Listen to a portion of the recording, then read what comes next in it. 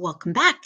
We are now on the fourth tab of our worksheet, and we are going to look at our selling expense budget, our general administrative budget, and then our capital expenditures budget. The capital expenditures budget isn't actually part of the operating budget, but I thought this was a good place to tack it on. Okay, so our budgeted, we're going to start our selling expense budget with our budgeted sales dollars. So I am just going to get that right over here from our sales budget. And there's my budgeted sales dollars. And we'll copy that over for May and June. Okay, now I need my sales commission percentage. My sales commissions are based on a percentage of sales dollars. I'm going to go to my other information, and I'm going all the way down here to row 16. Sales representatives' commissions are 12% of sales and are paid in the month of sales. You only need to know the 12% right now. The paid is going to come up when we look at the cash budget. So 12%. So 12% or 0.12. So our sales commissions are going to be our budgeted sales dollars times the percentage of sales we pay in commissions, 12%. And that means our sales commissions for April will be $31,500. I go ahead and copy on my formula. Then that means my sales commissions for May will be $28,500, and my sales commissions for June will be $30,000. Then I need the salary for the sales manager. That's going to be a fixed cost. It doesn't have anything to do with the amount of sales dollars. We pay that person the same amount every month. Okay, so let me go back to my other information. And right here in row 17, it says the sales manager's monthly salary will be $3,500 in April and $4,000 per month thereafter. So we're going to go give our sales manager a raise in May.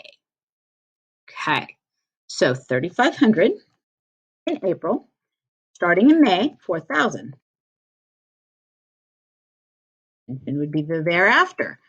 So our sales manager will be paid $3,500 in April, $4,000 in May, $4,000 in June. So to get our total selling expenses, we need to add the fixed and the variable, the sales manager's salary plus our sales commissions. So I'm going to just add these up. For April, $3,500 plus $31,500. And we get a total selling expenses of $35,000 for April. If I copy and paste my formula, then I get $32,500 for May and $34,000 for June. And that's our selling expense budget. All right, let's do our admin budget. So we're going to start with our admin salaries. And it says right here, monthly general and administrative expenses include $8,000 per month administrative salaries. Let's stop right there. And we know we've got $8,000 a month here. And that's another fixed expense, so that's not going to change. We're not giving these people a raise in May, not like our sales manager. All right, now we have long-term note interest expense. So let's go back and look at that line again. And it says it's going to be 0.9%, that's 0.009, 0.9% monthly interest on the long-term note payable. And I'm looking through here, and it really doesn't tell me anything about the note payables. Now I'm stumped, right? I'm like, oh my God, where would I find that? And then I think, if it's a long-term note payable, that's a liability. Must be sitting on my balance sheet. And sure enough, my long-term note payable is $200,000. There was nothing in my my additional information that said I paid anything off or borrowed anything additional. So I have to assume that we're paying interest every month, but the principal of the note is staying the same.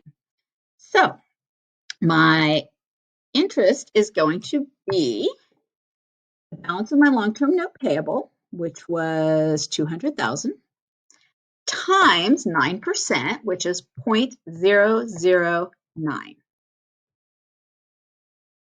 And that's actually going to be the same every month. I can't do a formula the way I did it, so I'll just have to do it every month. I can't copy the formula. Times 0.009. And there's a way I could do this, but we're not going to hassle with it right now. Times 0.009. Okay. So it means every month my general administrative is going to be $8,000 in salaries plus $1,800 in interest expense. And that's going to be all that goes into that. So I'll add those up. So it's going to be $9,800 a month, and that's not going to change, which is okay. All right, finally, capital expenditures. So we're going to go to our other information and we're going to look for any purchases or sales of equipment. And woo, look at this, all the way at the bottom, row 30. Equipment purchases 5,500 are scheduled for June.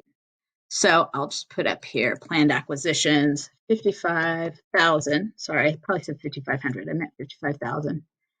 Didn't say that we're planning on disposing of anything. No other equipment purchases were mentioned. So we're just going to toss that in there, and we will need that when we go to do our cash flow as well as our balance sheet. Okay, so that's going to wrap this one up. In the next one, we're going to go do our cash budget, which is super important. All right, see you.